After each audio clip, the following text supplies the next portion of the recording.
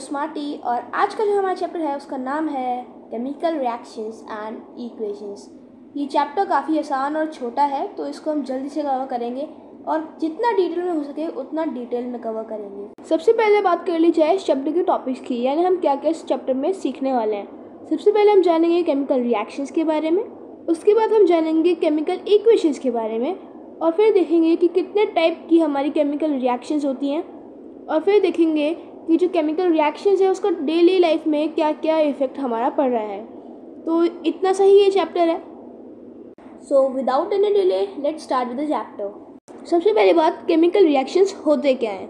तो हमने class 9th में केमिकल चेंजेस के बारे में पढ़ा था, जिसमें किसी भी एक सब्सटेंस की केमिकल कॉम्पोजिशन में चेंजेस आते हैं और कोई नया सब्सटेंस बन जाता है जिसकी नई केमिकल प्रॉपर्टीज़, नई केमिकल कॉम्पोजिशन होती है। तो इसी प्रोसेस में making and breaking of bonds होता है, यानी नए बॉन्ड्स बनते हैं, पुराने बॉन्ड्स टूटते हैं और इसी को हम बोलते हैं केमिकल रिएक्शन। इसकी डेफिनेशन बहुत ही सिंपल सी है, a process which involves the breaking and making of bonds between atoms to produce new substances is called a chemical reaction. अब chemical reactions के कुछ examples देखते हैं। For example, जब मैग्नीशियम रिएक्ट करता है ऑक्सीजन के साथ, यानी एक तरीके से हम मैग्नीशियम को ऑक्सीजन के प्रेजेंस में बर्न कर रहे हैं, जला रहे हैं, तो वो क्या प्रोड्यूस करता है, मैग्नीशियम ऑक्साइड। यहाँ पे एक नया सब्सटेंस बन रहा है तो इसलिए हमने इसको केमिकल रिएक्शन का नाम दिया है।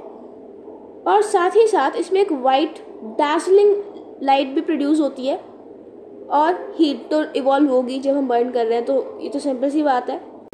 एक और एग्जाम्पल हो सकता है हमारा जब रिएक्शन होता है जिंक का हाइड्रोक्लोरिक एसिड के साथ, तो Zn प्लस HCl इसका रिएक्शन होने के बाद बनता है जिंक क्लोराइड और हाइड्रोजन गैस के बबल्स हमको देखने को मिलते हैं और ये जो रिएक्शन है ये हीट भी प्रोड्यूस करता है, ठीक है। और भी एग्जाम्पल हो सकते हैं, इसमें कई सारे एग्जाम्पल्स हो सकते हैं, लेकिन इससे हमें पता क्या चल रहा है कि जब भी कोई केमिकल रिएक्शन होता है तो कुछ ना कुछ हमें देखने को मिल जाता है जिससे हम बता सकते हैं कि केमिकल रिएक्शन हुआ है। अब तुम लोगों को समझ में आ गया होगा कि केमिकल रिएक्शंस क्या होते हैं और हम कैसे पता लगाएंगे कि केमिकल रिएक्शन अकर हुआ है, ठीक है। कैसे पता लगाएंगे, चेंज इन स्टेट से, चेंज इन कलर से, इवोल्यूशन ऑफ गैस और चेंज इन टेम्परेचर। इसके अलावा भी बहुत सी चीज़ें देखने को मिल सकती हैं, लेकिन ये 4 चीज़ें बहुत ही कॉमन हैं। अब आते हैं हमारा next topic, that is chemical equations. अच्छा बताओ, जो भी केमिकल रिएक्शंस हुए इनको हम लिखेंगे कैसे। या तो हम इन्हें लिखेंगे कि भाई सेंटेंस की फॉर्म में ही लिख दें। अब सेंटेंस की फॉर्म में लिखने में कोई बुराई भी नहीं है, लेकिन इसका एक डिसएडवांटेज ये है कि बहुत ज़्यादा टाइम टेकिंग हो जाएगा, क्योंकि जब हम बहुत ही लंबी लंबी रिएक्शंस लिखेंगे तो वो बहुत ज़्यादा टाइम कंज्यूमिंग होगा और हमारे लिए वेस्ट ऑफ टाइम होगा। इसीलिए हम इनको थोड़ा शॉर्ट कर देते हैं, वर्ड इक्वेशंस लिखते हैं। तो magnesium plus oxygen gives magnesium oxide, ये होती है हमारी वर्ड इक्वेशन। लेकिन जब हम बड़े बड़े रिएक्शंस लिखेंगे, बड़े बड़े कंपाउंड्स का नाम लिखेंगे, तो ये भी टाइम कंज्यूमिंग और बड़ा हो जाएगा, लेंदी हो जाएगा। इसलिए हम यूज़ करते हैं इनके केमिकल फॉर्मूलाज और केमिकल सिंबल्स। जैसे मैग्नीशियम का केमिकल सिंबल होता है Mg, तो Mg लिखेंगे। ऑक्सीजन गैस है तो ऑक्सीजन गैस मॉलिक्यूलर फॉर्म में होती है और उसका सिंबल होता है O2, तो Mg plus O2 gives MgO। तो ये होती है हमारी केमिकल इक्वेशंस। अब देखते हैं केमिकल इक्वेशन की हम डेफिनेशन क्या लिख सकते हैं। तो कुछ इस तरीके से लिख सकते हैं, chemical equation is a short way of representing chemical reactions using chemical symbols and फॉर्मूले।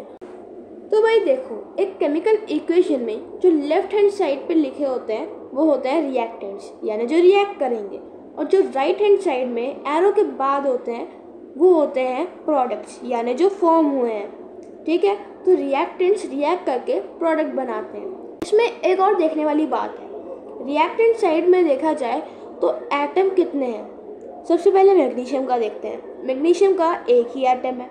अब देखते हैं ऑक्सीजन का, तो ऑक्सीजन के हैं 2 एटम और प्रोडक्ट साइड में मैग्नीशियम का एक एटम है और ऑक्सीजन का भी एक ही एटम है। यहाँ पे हमारा एक लॉ ब्रेक हुआ है और वो क्या है, लॉ ऑफ कंजर्वेशन ऑफ मास।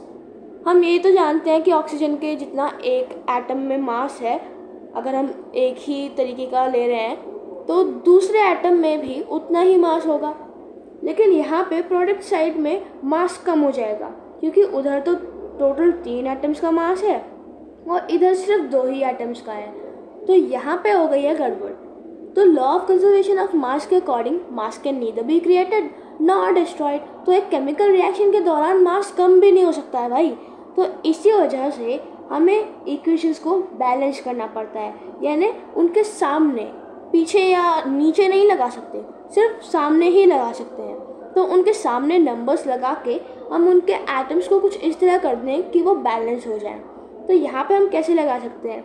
अब देखो, ऑक्सीजन के 2 एटम हैं तो उधर भी हम 2 एटम कर देंगे, लेकिन हम Mg और O के बीच में 2 नहीं लगा सकते, हम उसके आगे ही 2 लगाएंगे। तो वहाँ पे हमने 2 लगा दिया। लेकिन अब मैग्नीशियम बिगड़ गया, मैग्नीशियम इधर 2 हो गया, उधर 1 रह गया, फिर तराजू इधर के लिए झुक गया। तो हम क्या करेंगे, इधर भी Mg के आगे 2 लगा देंगे।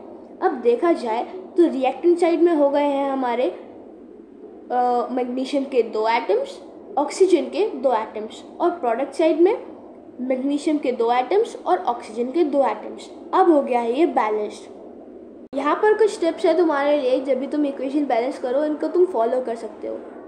जिसमें सबसे कम गैप है, सबसे पहले उसी को बैलेंस कर दो, ठीक है। और एक सलाह मानना कि ऑक्सीजन को पहले बैलेंस करने का भी मत चले जाना, क्योंकि बहुत सी ऐसी इक्वेशंस होती हैं जिसमें ऑक्सीजन के एटम्स बहुत ज़्यादा होते हैं और फिर हम ऑक्सीजन को बैलेंस करने लगते हैं तो बाकी एटम्स बार बार बिगड़ते रहते हैं। इससे बढ़िया होता है कि हम पहले मेटल्स को कर लें और उसके बाद नॉन मेटल्स को करें, और नॉन मेटल्स में भी सबसे लास्ट में जाकर हम ऑक्सीजन को करें, ठीक है। तो ये थी हमारी tip of the day. Next आता है हमारा, और भी हम किस तरीके से इक्वेशंस को इंफॉर्मेटिव बना सकते हैं। अब यहाँ पे चाहो तो तुम इसकी स्टेट लिख लो, या डाउनवर्ड एरो से प्रेसिपिटेट दिखा दो, यानी कुछ नीचे की तरफ आया है उसे हम बोलते हैं प्रेसिपिटेट। या फिर हम गैस की इवोल्यूशन अपवर्ड एरो से दिखा सकते हैं, यानी कोई गैस इवॉल्व हुई है। या फिर हम उनकी स्टेट तो बता ही सकते हैं और साथ में कंडीशंस एरो के ऊपर या नीचे लिख सकते हैं। जैसे हमारा जो फोटोसिंथेसिस होता है उसमें सनलाइट और क्लोरोफिल चाहिए होता है, तो ये जो कंडीशन है ये हम एरो के ऊपर या नीचे लिख सकते हैं, या दोनों तरफ भी लिख सकते हैं। तो इससे पता चलता है कि इक्वेशन को होने के लिए किसी कंडीशन की ज़रूरत है। तो दोस्तों यहाँ पे है तुम्हारे लिए क्वेश्चंस। इन 3 इक्वेशंस को जल्दी से बैलेंस करके कमेंट बॉक्स में अपना आंसर बताओ। तो जिसका आंसर सही आएगा उसका कमेंट मैं पिन करूँगा, और पहला जो कमेंट होगा हमारा पिन वही हमारा विनर होगा, ठीक है। तो फटाफट से इक्वेशंस बैलेंस करने लगो। चलो मैं तुम्हारे लिए वेट करती हूँ।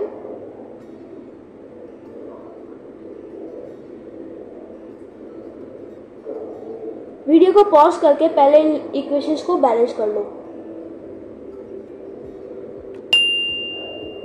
कर लिया बैलेंस? कमेंट कर दिया? चलो देखते हैं किसका सही किसका गलत। अब दोस्तों इस वीडियो में हम सिर्फ इतना ही बोलने वाले थे।